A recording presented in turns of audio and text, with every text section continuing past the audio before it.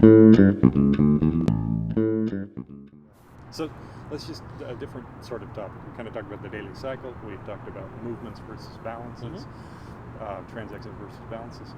So where is this space going, Tata? Where is this kind of system going? What do you see out there for the next 5 years as to what's happening in technology and in this kind of information space?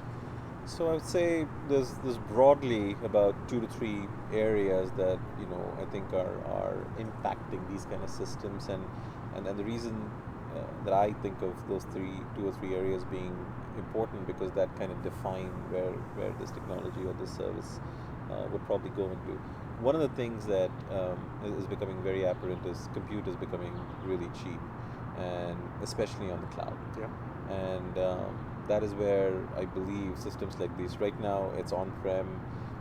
We deal with a lot about infrastructure. In fact, the largest outages we deal with are more infrastructure related. I mean, the software, yeah, we have issues, once in a while, but it tends to be quite stable and it does its job.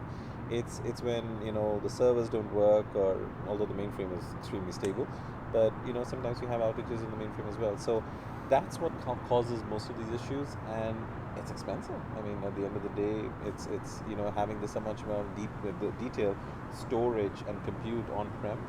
And when you just look at where the economics of compute is going from a cloud perspective, there's no comparison. Yeah. I mean, it has to go to the Yeah, cloud. because you share the compute capacity and you leverage the computer. There's nothing as transient or as wasted as a compute cycle that's not used. No, exactly. If you don't have the machines pegged at 100% all the time, whatever you're not using is wasted. Absolutely. And when you get a large cloud environment, which effectively the mainframe was the original cloud, It's the original cloud. that you can use those spaces where someone else is not using it, you end up with being able to use the infrastructure much more efficiently. Absolutely. So I think that's really the next step for at least these kind of systems, and really, of course, all the big vendors are definitely going towards it. But a system like this, really running on the cloud.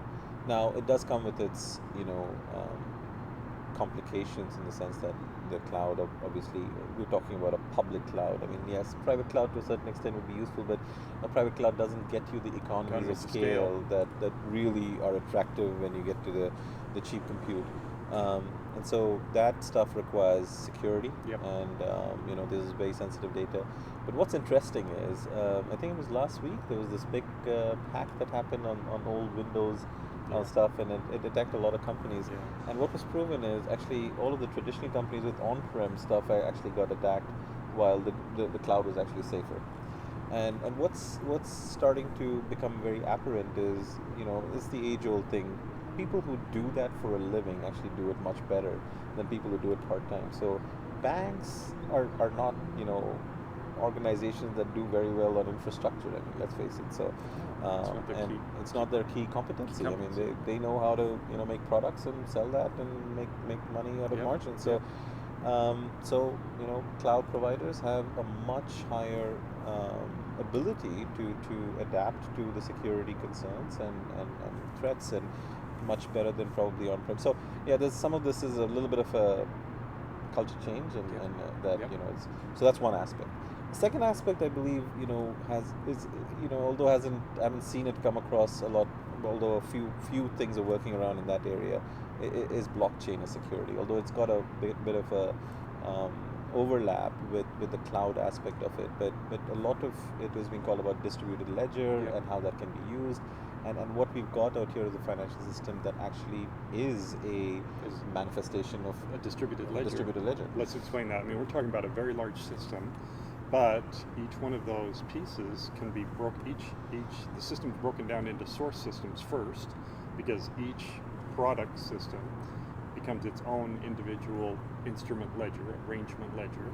You can take it further, because within a product system, each customer is a known entity that's maintained on it, and each one of those could become their own distributed ledger. At the end of the day, though, the problem's not going to be the distribution. The problem's going to be the consolidation, because you have to bring those together to get to the enterprise views that everyone has to have in order to report taxes, in order to do risk assessments, in order to do financial positions, to do netting and counterparty analysis. All of that comes from consolidation, not from distribution. Absolutely. So I think that is a very interesting concept. And the third area, I really think, it's a very broad and a uh, classical term called analytics. But what I mean by analytics is not the broad-based term, but really looking at the ability to store more and more data and not get into summaries and really go back to event-based architecture where you can actually, because compute is becoming cheap, because you can have storage which is really cheap, so that parabola shape actually starts becoming a little bit of a different structure. I haven't figured out what that is in this new compute world, but what we do know is even at the high storage level, the costs are not that high, and then they tend to be flat in this area of storage. So by keeping it at the true raw form and not worrying about keeping summaries, you actually keep the most granular detail, and then you can perform analytics at runtime as to what summary that you need, so that you don't store summaries and create reconciliation issues. That sounds like what I would call maybe a metric engine, something that took and calculated from the transactional detail, which is basically what you have in a search engine. Yeah. But a search engine doesn't calculate you anything. You need something like a metric engine that would, at the point you ask the query, it does the calculation. Exactly. And I think there is enough compute power now out there that can actually do this at scale and do this at response times which makes sense. So that, a lot of the time, I think one of the things we used to talk about 10 years, 15 years back is that the batch summaries were actually helping online response times, which is still our architecture is. We're creating all those summaries so that the response time of the online application is there. So, if you really think about it, if there is enough power in the system to go to the detail and bring it back, that could be. So I think these are the three areas that I see are quite interesting, at least are of personal interest to me, to see how this can be applied in the various areas. Just to kind of wrap up here, because Yeah. you got to get to Yeah, work. back. You knew Doug Kunkel. Yes, Right. Of course. I should have mentioned that. Well, no. So I was surprised one day in talking to Doug. Doug wasn't given to a lot of theoretical discussions. He was a very practical man, but he did great work. But probably the most passionate comment I ever heard from Doug one day was, he said, "Kip, if we're ever going to transform our business systems into something that are truly flexible, it's going to be based upon business event ideas." Yeah. And because the flexibility comes from the flexibility of those business events. Absolutely. And so understanding those principles is what will create the flexibility that's needed Absolutely. in our systems. I'll just say in closing is that Doug is definitely a person. He's a common friend of ours, and more than a friend, I would say he was a friend, but he was also a mentor and a guide, and he taught me pretty much everything I knew, not just professionally, but also the way he lived life. I think was very admirable. So great guy. Yeah.